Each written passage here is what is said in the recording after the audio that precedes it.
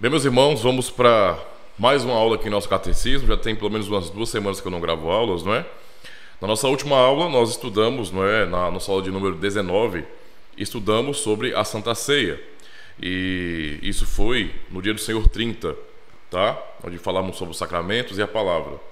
E as 2 últimas perguntas foram bem importantes, porque são perguntas que têm a ver justamente com a disciplina e com quem deve realmente participar da mesa do Senhor, não é? Isso leva em consideração a vida cristã, não é? O compromisso que cada membro do corpo de Cristo tem com o corpo de Cristo.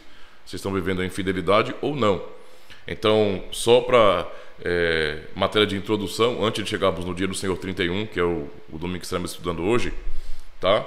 Eu vou ler mais uma vez a pergunta 81 e resposta, e pergunta 82. Diz bem assim: quem deve vir à mesa do Senhor? Resposta: aqueles que verdadeiramente estão descontentes consigo mesmos por causa dos seus pecados e que, mesmo assim, confiam que eles lhes foram perdoados e que o mal que ainda resta neles está coberto pelo sofrimento e morte de Cristo, e que também desejam cada vez mais fortalecer a sua fé e corrigir sua vida. Mas os hipócritas e os que não se arrependem comem e bebem juízo para si. E aí a pergunta 82: Aqueles que por sua confissão e vida demonstram que são incrédulos e ímpios devem ser admitidos à ceia do Senhor? A resposta: não, porque a aliança de Deus seria profanada e a sua ira se acenderia contra toda a congregação. Por isso, de acordo com o mandamento de Cristo e de seus apóstolos, a Igreja cristã tem o dever de excluir tais pessoas pelas chaves do reino dos céus até que corrijam a sua vida. Então aí introduzimos justamente o assunto do Dia do Senhor 31, que tem a ver justamente com a palavra e a disciplina cristã. Esse é um assunto realmente muito importante e talvez, para o nosso tempo, seja bastante polêmico. Pelo menos a grande maioria das comunidades cristãs, não é? O entendimento acerca da disciplina tem cada vez mais se perdido. E não é um reflexo que vem nascendo da igreja, mas vem de fora. Vou parar um pouquinho aqui que passou o comercial.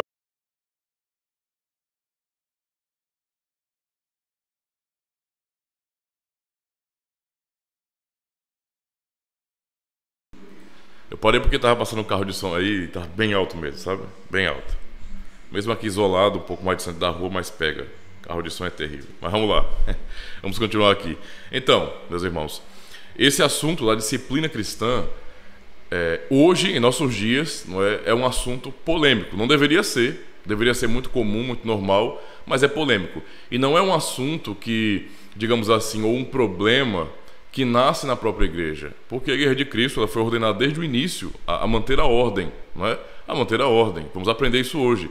Mas é um tipo de problema e de ideia, não é?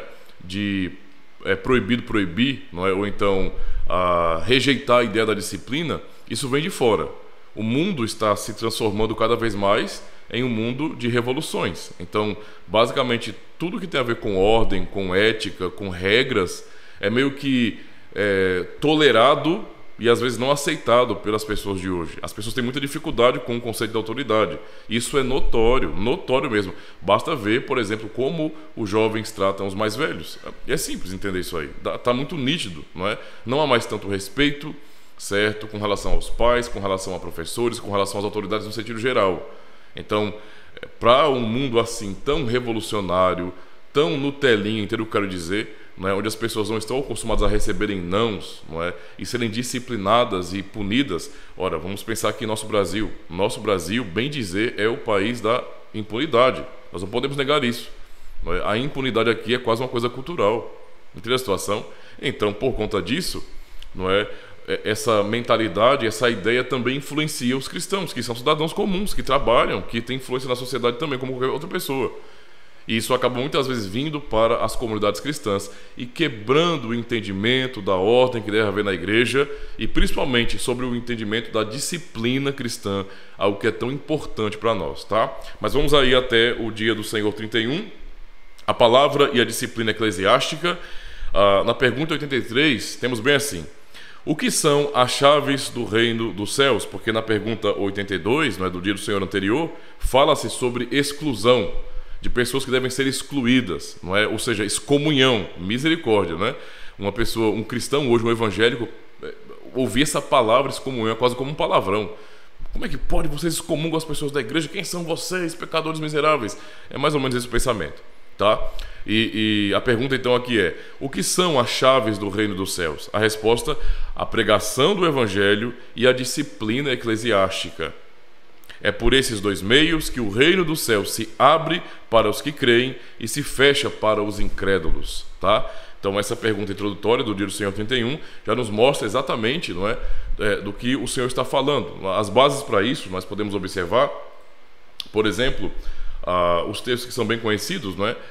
Mateus, não é, 16, verso 19, no diálogo, no contexto ali de Pedro conversando com Jesus, os demais apóstolos, né, confessando a fé em Jesus Cristo, e o Senhor fala, não é? E eu te darei as chaves do reino dos céus, e tudo que ligares na terra será ligado nos céus, e tudo que desligares na terra será desligado dos céus. Ao mesmo tempo também podemos observar João capítulo 20 e versos 21 a 23, que diz bem assim: disse-lhes, pois, Jesus outra vez: paz seja convosco. Assim como o Pai me enviou, também eu vos envio a vós. E havendo dito isso, assoprou sobre eles e disse-lhes: recebei o Espírito Santo.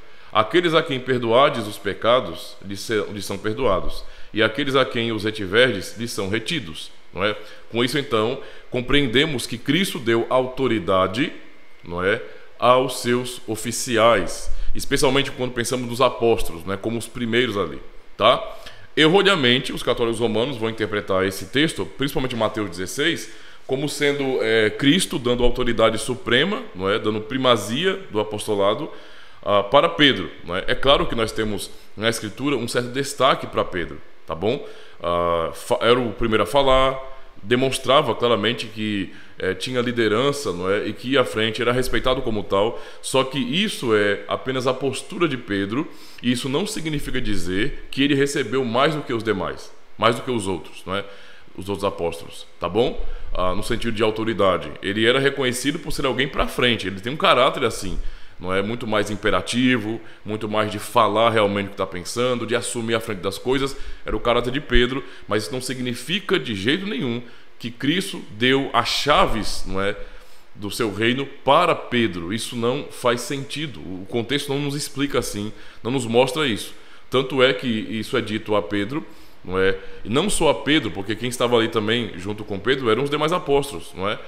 Os discípulos estavam reunidos ali no contexto de Mateus 16. Assim também, isso quando é repetido de alguma maneira em João 20, também é dito para os demais discípulos. Então, o foco não é uma pessoa, um indivíduo, tá bom? Essa mentalidade, ela é exclusiva dos católicos romanos, tá bom? Nem mesmo os ortodoxos concordam com essa interpretação, mas porque isso vai dar origem a um papado. A realidade é essa. Por isso que se trata, não é, o Pedro como sendo o primeiro papa da igreja. Basicamente é isso, tá? Então esse tipo de pensamento, ele não corresponde ao que a Escritura ensina. Isso é uma interpretação católica romana exclusiva, simplesmente isso, tá bom? O ponto central aqui é compreender que Cristo está olhando para os seus apóstolos, os seus oficiais, os seus enviados, não é? E lhes dando autoridade na igreja. Então, quando Cristo instituiu a igreja, ele a instituiu com ordem, com princípios, não é? Os princípios da lei de Deus regem a igreja. A moral da igreja é a moral dos 10 mandamentos, é a moral de toda a Escritura.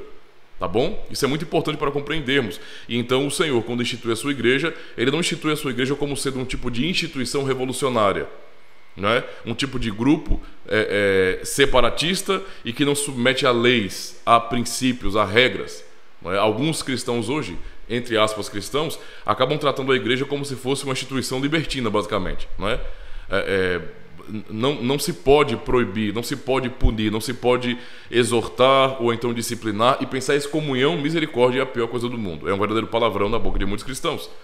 A questão todinha é, Cristo instituiu a igreja e quando ele a instituiu, ele deu dons à igreja, como também deu oficiais, esses dons de ofício para a igreja. Os primeiros foram os apóstolos e receberam sim autoridade nesse sentido, tá bom, para administrar.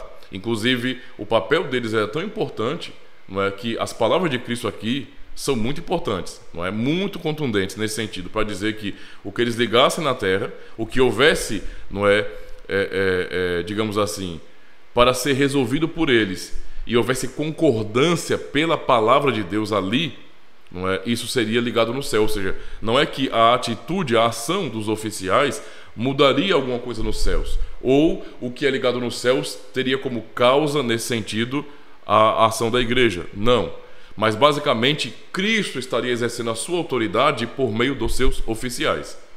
Esse é o ponto, por isso há essa ligação, o que é ligado na terra é ligado no céu, porque na verdade essas ações da terra, basicamente, não é, as ações dos oficiais, são em nome de Cristo, tem a autoridade de Cristo por detrás, e não a autoridade dos próprios oficiais ou da instituição, não é, a qual chamamos de igreja, tá bom? Isso é muito, muito importante mesmo.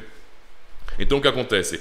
Essa é a natureza da igreja, ela é organizada, ela é um organismo, mas é também uma organização e tem então regras, tem então uma ética própria, não é? E segue a moral da palavra de Deus, a moral da lei do Senhor. Esse é o ponto central. Por isso, meus irmãos, é que nós podemos explicar no nosso catecismo que dentro do contexto da igreja tem que haver disciplina. A disciplina é algo indispensável. Essa disciplina está completamente ligada à palavra. Não é uma disciplina que é exercida por autoritarismo, não vem, por exemplo, de nós mesmos, né? Eu sou um oficial da Guerra de Cristo, mas a disciplina não tem como base a minha pessoa, ou o que eu acho, ou o que eu penso. Não, mas a palavra de Deus. Por isso, essa parte do catecismo fala sobre a palavra e a disciplina eclesiástica, como no capítulo anterior, nas partes anteriores, sobre a palavra e os sacramentos. Tudo que fazemos na igreja está muito ligado às Escrituras Sagradas, porque é por meio da Escritura Sagrada, não é, e pelo Espírito Santo, que Cristo governa a sua igreja. Entende? Não dá para imaginar sequer o governo de Cristo sobre a igreja sem as Escrituras. Certo? Qualquer oficial, qualquer grupo ou organização eclesiástica que diga exercer a autoridade de Cristo sem a Escritura é, na verdade, uma mentira, é uma enganação. Tá bom? Isso é falsidade, porque a única autoridade que tem a igreja, ou os oficiais que estão ali na igreja, essa autoridade vem de Cristo por meio de sua palavra. Então, os oficiais são ordenados para obedecerem e aplicarem a palavra de Cristo. A palavra, a Escritura Sagrada, o que nós temos registrado aqui. Então esse é o ponto central, tá bom? A pergunta 84 nos diz bem assim: como se abre e se fecha o reino dos céus pela pregação do Evangelho? Porque falamos sobre chaves do reino dos céus. E a resposta, muito simples.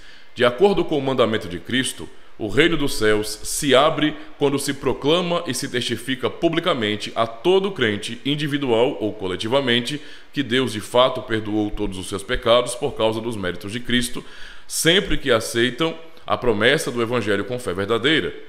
Então essa é a primeira parte da resposta aqui, a pergunta 84, não é? Sobre como se abre e se fecha o reino dos céus. Como se abre? Justamente pela pregação do Evangelho. A ideia é que quando o próprio Cristo veio pregar, não é? Veio pregar a mensagem do arrependimento, arrependei-vos porque é chegado o reino dos céus, ali na pregação, não é? Ele estava abrindo o reino dos céus para as pessoas, não é? Para aqueles que creram na sua palavra, os que confiaram na promessa do Evangelho, para estes, não é? O reino dos céus foi aberto, não é? Eles tiveram acesso a esse reino. Podemos pensar, por exemplo, em João capítulo 3, quando Cristo responde a Nicodemos, não é? Aquele fariseu, que ficou muito duvidoso, não é? Que ficou com vários questionamentos. Cristo fala, não é? Quem não nascer de novo não pode ver o reino de Deus, não é? O reino dos céus. Não pode, nesse sentido, compreender o reino de Deus. Não pode entender, não tem acesso a ele. O reino de Deus só pode ser enxergado pelo lado de dentro. Nós só podemos compreendê-lo quando estamos dentro desse reino. Para entendermos esse reino é por meio das Escrituras Sagradas. Então é por meio da pregação do Evangelho, não é, que nós temos essa abertura, que o reino dos céus, não é, a porta do reino dos céus se abrem para nós. E assim, não é, nós temos acesso ao conhecimento do Evangelho, não é, às bênçãos de Deus, às suas promessas, e recebemos a fé verdadeira, tá? Então é por meio da pregação que as portas do reino se abrem. Por isso que a pregação é tão importante, irmãos. É nessa pregação que nós somos instruídos. É nessa pregação do Evangelho fiel. Não é? Cada vez que um ministro da palavra abre a sua Bíblia e a expõe com fidelidade, não é? Por mais que nós venhamos ouvir a voz do homem falando, todavia é o próprio Cristo quem nos fala dos céus, porque é a sua palavra. É assim que as portas dos céus, não é? As portas do reino dos céus se abrem para aqueles que creem no Evangelho, tá bom? Agora, não é? Vemos então a importância, não é, da pregação do Evangelho por conta disso, mas temos um aspecto também que tem a ver com a disciplina. Por meio também, não é, da pregação do Evangelho, as portas se fecham. E vamos entender isso aqui agora, na parte 2 da resposta. Diz bem assim: o reino do céu se fecha quando se proclama e se testifica a todos os incrédulos e hipócritas que, enquanto não se arrependerem, a ira de Deus e a condenação eterna permanecem sobre eles. Então, podemos ver de maneira muito clara, não é, que por meio da pregação do Evangelho, também as portas do reino dos céus se fecham. Segundo esse testemunho do Evangelho, Deus nos julgará tanto nesta vida quanto na vida por vir. Então, basicamente, a pregação do Evangelho tem essa dupla função, não é? Tanto Deus abre as portas de seu reino pela pregação deste Evangelho, quando o Espírito Santo, não é, ele realmente dá fé ao pecador que está ouvindo a pregação do Evangelho, que está tendo acesso à palavra, ao próprio Evangelho em si, não é?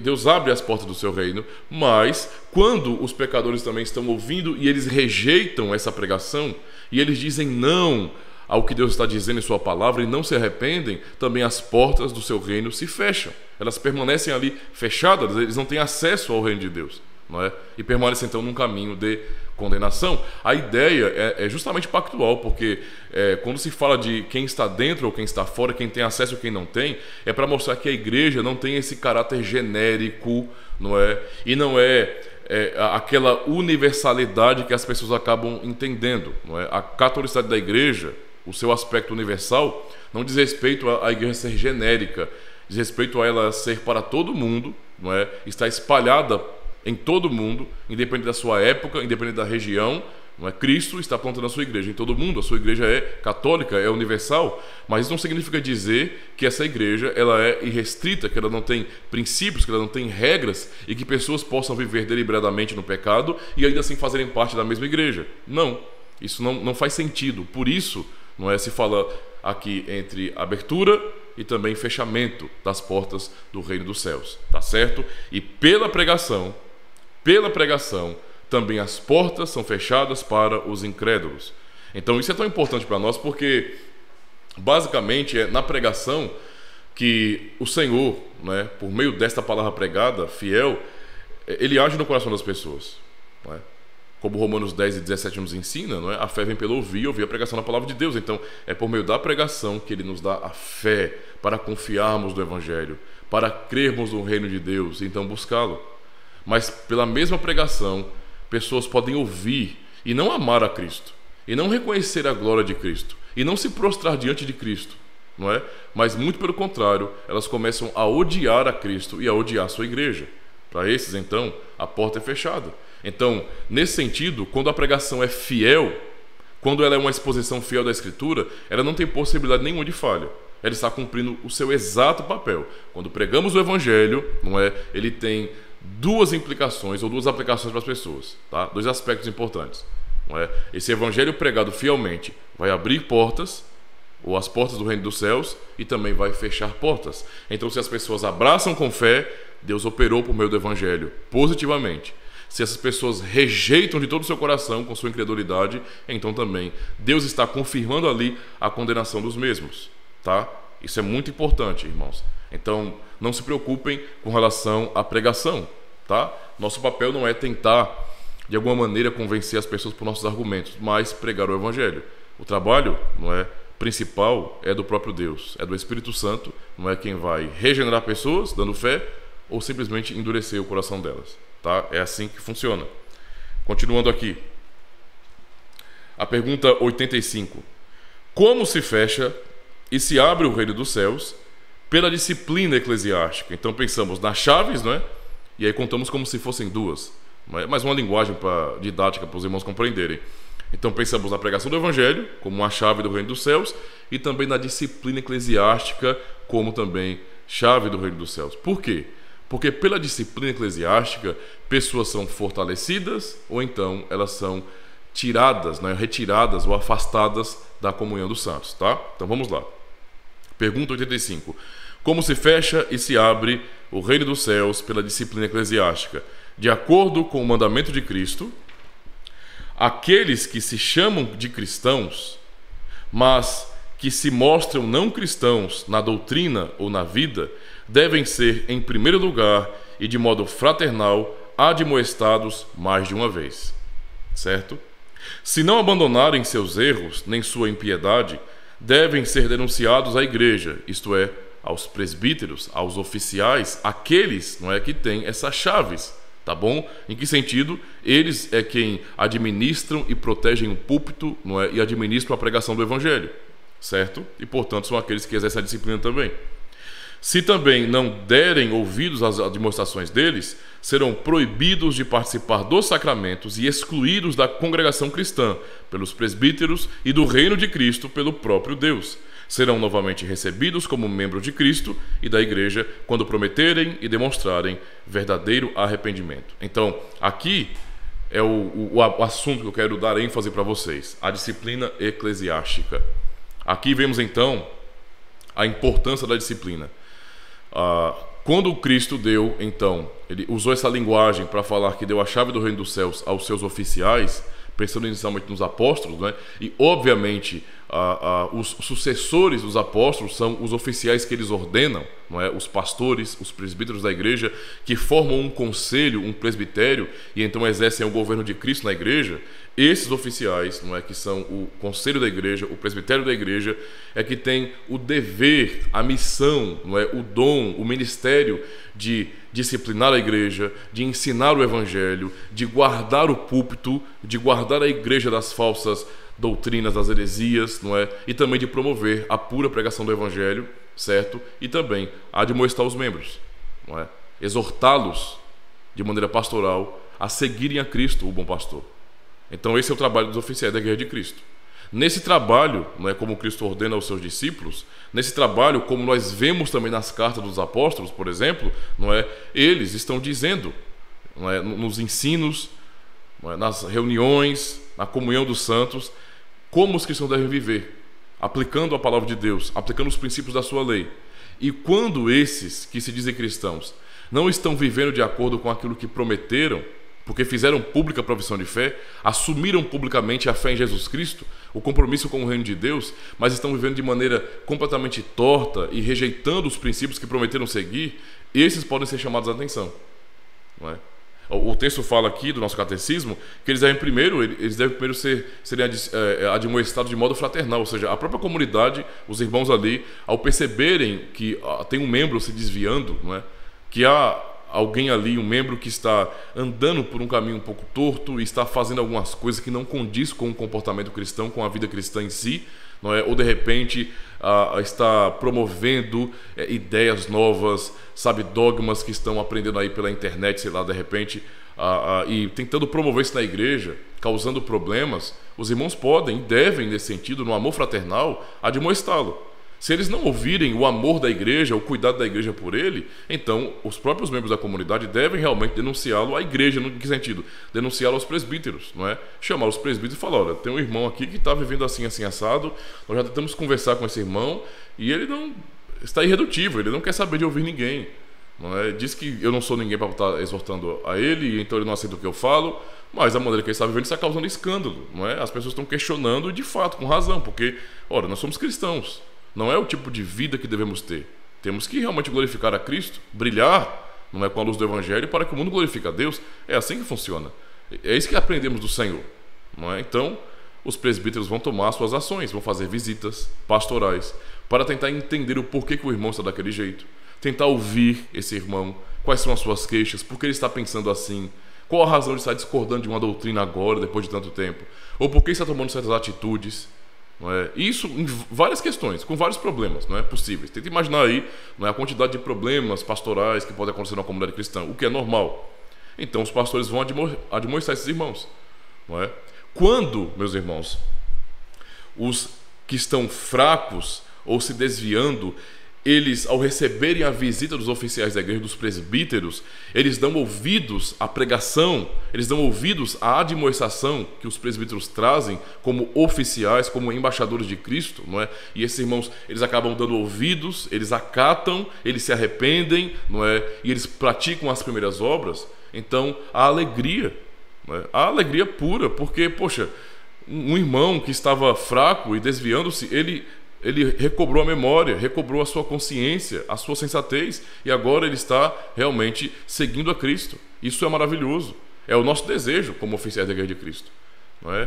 Quem dera que toda visita, não é, fosse assim, que cada pessoa que estivesse em alguma fraqueza pudesse dar ouvidos à palavra de Cristo, não é? E então voltar à prática das virtudes, da obediência ao Senhor. Mas nós sabemos que nem sempre é assim. Quando isso acontece, não é? Esse irmão que estava se afastando, se distanciando do reino de Cristo por sua vida, por sua prática e doutrina, não é? Quando ele se arrepende, dando ouvidos às admoestações dos presbíteros, então, obviamente, as portas do reino dos céus permanecem abertas para ele, não é? As portas são abertas para eles mais uma vez, e eles podem estar ali com os irmãos. Eles não perdem a comunhão, são exortados, mas se arrependem. Mas quando acontece o contrário, quando pessoas permanecem, não é, no erro e começam a negar tudo aquilo que prometeram cumprir, não é, e não aceitam serem exortadas, não é, infelizmente, O caminho a seguir, se a pessoa permanecer, não é, com seu coração duro, sem se arrepender, sem voltar atrás, não é, infelizmente é o caminho da excomunhão. É algo duro, é algo triste, todos sofremos na igreja, nunca é uma situação fácil para ninguém, nem para a pessoa, né? Às vezes o indivíduo pensa, porque eu fui excomungado da igreja, eu estou sendo excomungado da igreja, isso é uma coisa injusta, esses homens que são aí como presbíteros querem se julgar mais do que os outros, não é? Não entendeu o propósito da coisa, está julgando, dizendo que sofreu demais, mas a pessoa mesmo que muitas vezes está saindo da igreja, ela não pensa nos irmãos que ficam, não é? Está agindo como se não houvesse amor por ela. Toda a igreja sofre, os irmãos se apegam, não é? Estávamos todos juntos ceando, não é, celebrando ao Senhor, ouvindo a pregação, cantando os salmos, cantando os hinos, e tudo isso era uma maravilha para nós. Quando a pessoa é tirada desse meio, dessa comunhão, o corpo todo sofre. Nós sentimos, os membros sofrem. Entende a situação? Não é? Mas é uma atitude necessária. Como que os presbíteros da igreja, que são responsáveis por guardar o púlpito, zelar pelo púlpito para que ali haja pregação fiel do evangelho, e ao mesmo tempo guardar a mesa do Senhor, porque são os presbíteros que dão acesso à mesa do Senhor, não é? Esse é um entendimento bíblico, tá bom? Não é como acontece em muitos arraiais evangélicos aí, não. Qualquer um que chega nas igrejas simplesmente ceia. Não é uma igreja bíblica realmente, uma igreja reformada, não é? Os presbíteros guardam a mesa do Senhor.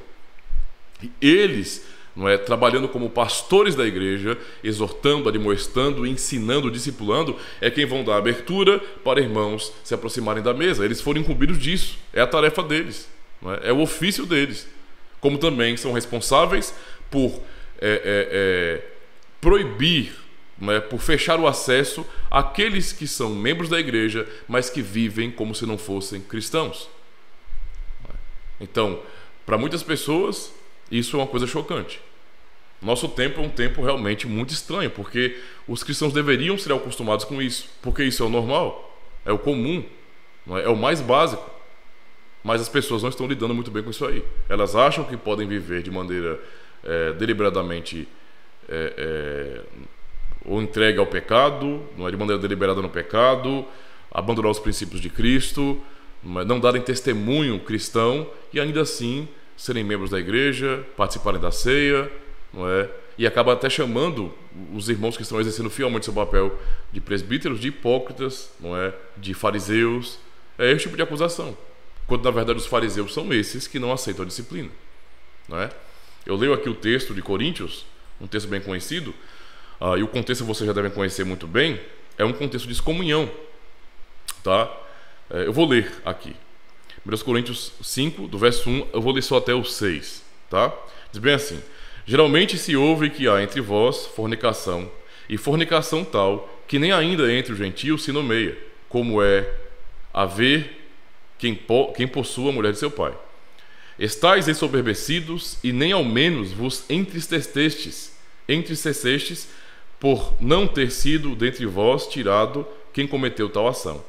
Eu, na verdade, ainda que ausente no corpo, mas presente no espírito, já determinei, como se estivesse presente, que o que tal ato praticou, em nome de nosso Senhor Jesus Cristo, junto a vós e o meu espírito, pelo poder de nosso Senhor Jesus Cristo, seja este tal entregue a Satanás para a destruição da carne, para que o espírito seja salvo no dia do Senhor Jesus Cristo. Não é boa a vossa jactância. Não sabeis que um pouco de fermento faz levedar toda a massa? Então, o contexto aí está muito claro. Havia pecado na igreja. E pecado que, infelizmente, os coríntios estavam tolerando. Ou seja, os presbíteros da igreja não estavam sendo fiéis. Eles não estavam exercendo sua autoridade de oficiais, não é? E honrando o ofício que é dado por Cristo. E permitindo e tolerando e fazendo vista grossa ao pecado legitimado naquela igreja. Quando Paulo soube disso, a sua ação foi justamente essa. Olha, eu não estou presente. Eu plantei a igreja aí, eu não estou presente, mas aí há um conselho, há presbíteros na igreja, não é? Há presbíteros, e a ação correta dos presbíteros em excomungar esse tal que vive na prática do pecado é uma ação que está combinada com o que eu ensinei a vocês. Então é como se eu estivesse aí. O que vocês fizerem, por isso que ele fala isso, não é? Embora ele esteja ausente no corpo, mas presente no espírito, a ideia é o que vocês fizerem tá bom? Em que sentido? Na atitude de excomungar essa pessoa, de expulsá-la da igreja por ser uma pessoa infiel e que vive na prática da imoralidade. Essa atitude que vocês tomarem, não é completamente aprovada por mim. Foi assim que eu ensinei a vocês. Então é como se eu estivesse aí. A autoridade de vocês, não é, para expulsar, para excomungar o tal que vive no pecado, não é apostólica, não é? E principalmente vem do Senhor Jesus Cristo. Por isso que Paulo está falando para excomungá-lo em nome do Senhor. Observe a ênfase aqui. Ele vai dizer aqui, olha: e na verdade, ainda que ausente no corpo, no verso 3, né, mas presente no Espírito, já determinei, como se estivesse presente, que o que tal ato praticou, em nome de nosso Senhor Jesus Cristo, junto a vós e meu Espírito, ou seja, com os presbíteros da igreja, no trabalho dos presbíteros da igreja, pelo poder do nosso Senhor Jesus Cristo, seja este tal entregue a Satanás. As palavras que Paulo usa aqui são duras, eu sei, não é? Para muitos até confusa. Como assim entregar para Satanás? O que ele está dizendo aqui, na verdade, é só para excomungar, para expulsar, não é, essa pessoa da igreja. Porque o tipo de vida que ela estava levando não condiz com a vida cristã. Era inaceitável a igreja permitir esse tipo de coisa. Então, irmãos, a ação de excomunhão, não é, com pessoas que não querem viver de acordo com o Evangelho é legítima, é bíblica, é ordenada pelo Senhor e deve ser feita, tá? A dificuldade que muitas pessoas têm hoje é porque elas querem, não é, ter mais amor ou serem mais amorosas do que o próprio Cristo. É isso que acontece, não é? Querem ser mais amorosas do que Deus. Porque o Senhor está ordenando isso em sua palavra, é para expulsar essa pessoa que vive no pecado, que não quer se arrepender, não é? Que não aceita a admoestação. E pessoas dizendo hoje, cristãos dizendo hoje, que não vão expulsar de jeito nenhum, que não vão excomungar de jeito nenhum, porque Deus é amor. Então isso é uma contradição. Como é que Deus, que nós sabemos que é amor, tá bom, mas que também é justiça, não é santidade, ele manda excomungar, tá bom? Manda excomungar, ordena os seus oficiais, os seus presbíteros que excomunguem os líderes da igreja, os líderes da igreja que excomunguem quem vive do pecado, e cristãos de hoje dizem: não vou excomungar, porque Deus é amor. Que contradição é essa? Com isso, as pessoas estão dando honra aos homens, estão legitimando o pecado e estão dizendo com suas atitudes covardes que na verdade não importa o tipo de vida que você leve, tanto faz como tanto fez. Esse negócio de testemunho cristão, de fidelidade a Cristo, não importa, não importa, é o que estão dizendo. E aí a igreja cai no descrédito, o nome do Senhor Jesus vai ser jogado na lama por conta de irresponsáveis, de covardes, de pessoas infiéis que não querem exercer, não é, os seus ofícios. Essa é a realidade.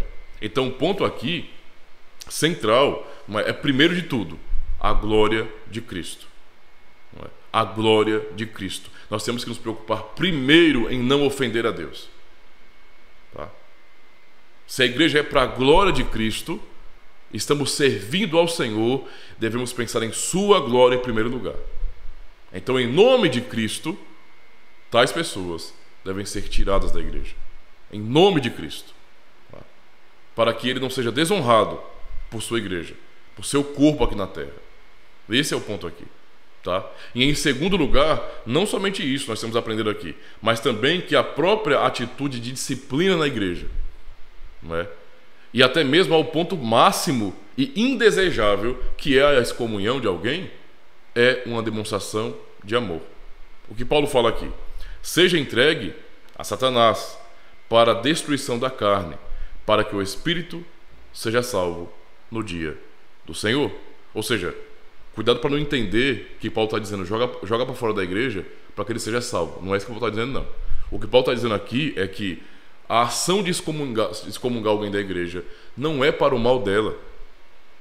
Quando a igreja, não é, com o trabalho dos presbíteros, chega a excomungar um membro, essa excomunhão não está visando o mal dessa pessoa. A excomunhão que é exercida na igreja de Cristo é uma excomunhão com a esperança de que aquele indivíduo seja um crente verdadeiro, não é? A tal ponto de que quando estiver lá fora da proteção da igreja, fora, não é, da comunhão dos santos, ele se sinta tão mal, não é, tão desfalcado, não é? E como o filho pródigo, ele caia em si pela graça de Deus e ele retorne ao corpo de Cristo. E ele volte, não é? Pedindo a Deus perdão. E essa é a esperança da igreja quando esta excomunga, não é? Alguém do corpo. Não é para o mal. Ou seja, a disciplina nada mais é, meus irmãos, do que uma demonstração de amor e de misericórdia de Deus.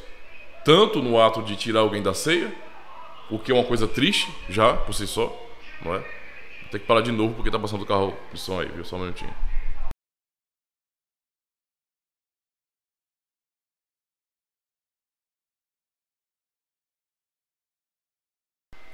Pronto. Então, é uma atitude de amor, não é? Já é triste quando alguém sai da ceia, quando alguém é tirado, é impedido, porque está realmente, sabe, vivendo de maneira estranha. Não está honrando a Cristo, não está amando a comunhão dos santos. E é lamentável acontecer isso. E isso já é uma demonstração de amor, porque a ideia realmente é que o indivíduo sinta falta disso. Se a pessoa for um crente de verdade, ele vai sentir, meu Deus, o que eu estou fazendo aqui? Não é? Eu estou sendo afastado da ceia do Senhor. Cristo me chama por sua graça, me dá esse banquete celestial tão maravilhoso, e eu estou vivendo de maneira tão estranha, tão afastada do Evangelho, do caminho do Senhor, que eu não posso ceiar. Eu sou culpado, eu tenho que me arrepender. Nosso desejo é esse, até mesmo quando chega ao ponto da excomunhão. Nós temos, claro, muitos testemunhos de pessoas, irmãos, que acabam saindo da igreja, não conseguem entender, não conseguem aceitar e resolvem simplesmente sumir. São excomungadas, e depois de um tempo, de anos às vezes, Deus trabalhando nela, porque é um filho de Deus de verdade, e o Senhor não abandona seus filhos de jeito nenhum, mesmo numa situação como essa, tá? Fora dessa proteção, entendo o que eu quero dizer com isso, não é? Fora desse ambiente da comunhão dos santos, não é? A pessoa não está gozando das bênçãos da aliança, ela está fora, não é? E ali ela está sofrendo. Ali lhe falta alimento sólido. Ela não está ouvindo a pregação do Evangelho, não está sendo pastoreada, não está sendo amada pelos irmãos. Ela está afastada de tudo isso aí. E lá ela começa a sentir tanta falta, a pensar como eu era tão abençoado lá, como eu era feliz com os meus irmãos, não é? Toda vez que era o culto, os irmãos se reuniam em alegria, nós cantávamos os salmos, nós cantávamos hinos bíblicos. Era tão maravilhoso ouvir a palavra de Deus pregada com fidelidade, perceber o cuidado dos irmãos. E olha onde eu estou agora. É esse o nosso desejo na excomunhão. Que o Senhor trabalhe assim no coração desses indivíduos. É o que Paulo está ensinando aqui. O objetivo não é para o mal da pessoa, é para o bem. Então, se você tinha uma visão contrária, se você tinha uma visão que excomunhão ou disciplina realmente na igreja, não é? A disciplina até chegar ao nível da excomunhão, eu digo, era uma coisa para o mal, era uma tentativa de autoritarismo humano e para a humilhação das pessoas, tire esse pensamento de você, tá? Da sua cabeça. Isso não faz sentido. O Senhor nos ordenou fazer isso para o bem do seu povo. Assim, a igreja do Senhor Jesus Cristo é preservada na pureza, tá? Como Paulo vai dizer aqui no verso 6, não é? Sobre o nosso cuidado, o que ele vai dizer? Não é boa a vossa jactância. Não sabeis que um pouco de fermento faz levedar toda a massa? Então nós não podemos, como membros do corpo de Cristo, tolerar que alguém viva assim, como um fermento ruim, mau, que acaba até mesmo influenciando os outros também a maldade. Se não houver exortação, disciplina e às vezes até excomunhão, não é? Então fica legitimado o ato mal daquela pessoa. E o que os demais membros vão dizer? E como eles vão encarar aquilo? Será que não vai ficar o testemunho de que a vida deliberada no pecado não tem problema? Porque é isso que vai transparecer para a igreja. Mas para que haja testemunho, exemplo, ele deve ser disciplinado, afastado da ceia e, se for necessário, até mesmo excomungado da igreja, para a glória de Cristo, para o bem da igreja e para o bem do pecador, para que ele se arrependa e volte aos pés de Cristo. Então, este é o propósito da disciplina eclesiástica, irmãos, tá? E eu queria fechar com uma palavra para vocês aqui, certo? Que está em nosso catecismo, não é? Perceba aqui, ele diz bem assim, olha: se não derem ouvidos às admoestações dele, serão proibidos de participar dos sacramentos e excluídos da congregação cristã pelos presbíteros e do reino de Cristo pelo próprio Deus. Então, entendam com atenção isso. O trabalho dos presbíteros, quando eles precisam realmente excomungar, Aquele que não dá ouvidos e não se arrepende, não é? É apenas de dizer, você não está mais, você não pode participar mais da ceia, e infelizmente agora também você não pode mais participar da membresia. Você está fora da membresia da igreja, você não é mais membro dessa igreja.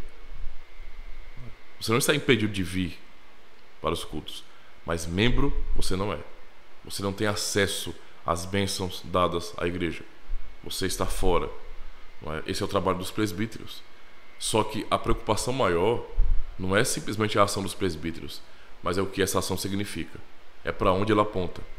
Uma vez que Cristo nos ordenou fazer isso, que a excomunhão é feita em nome de Cristo, é o próprio Deus, é o próprio Cristo quem está expulsando, quem está excomungando essa pessoa de sua congregação.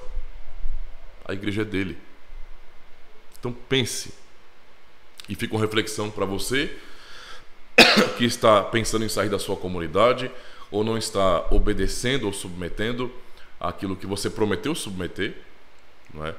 A você que foi muito bem instruído, catequizado, ensinado, se comprometeu no seu batismo, se comprometeu na sua pública profissão de fé a ser um membro fiel da Igreja de Cristo e a submeter à exortação dos presbíteros, e agora está fazendo totalmente ao contrário.